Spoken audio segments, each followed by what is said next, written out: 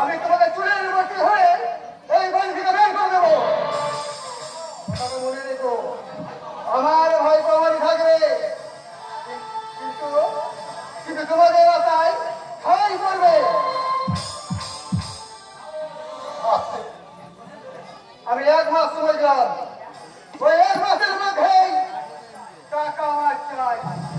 10,000 টাকা, 1 টাকাও কম দেব না।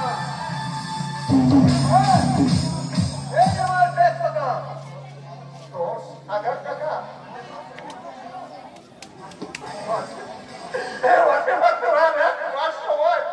দাদা আমার মেয়ে চলবে না, যেভাবে হোক যেমন ভাবে হোক আমাকে 10,000 টাকা জোগাড় করতে হবে।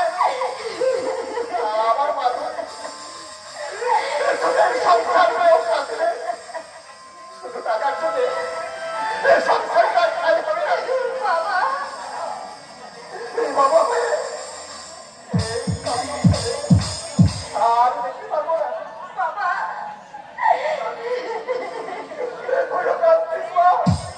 ওরে দাদা তোরে আমার কথা বাপ তোর মুখে হাসি তার শেষ সম্বল বাস্তব হিসেবে বিক্রি করে দেবে। আর তাতে যদি না হয় লোকে তোমাকে করে হাতে ভিক্ষে করবো। তুই শুধু একটা মাস পাঠাল দিয়ে বেঁধে থাকবা।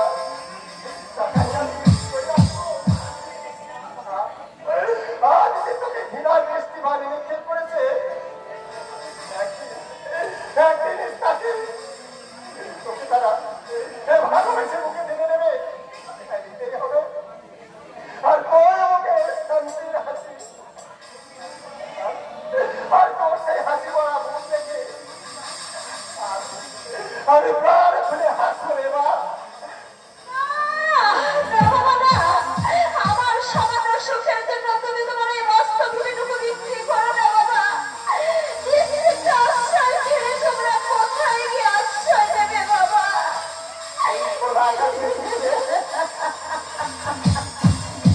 ওই ভক্তের সুখের আশ্রয় আর শান্তির আশ্রয় করে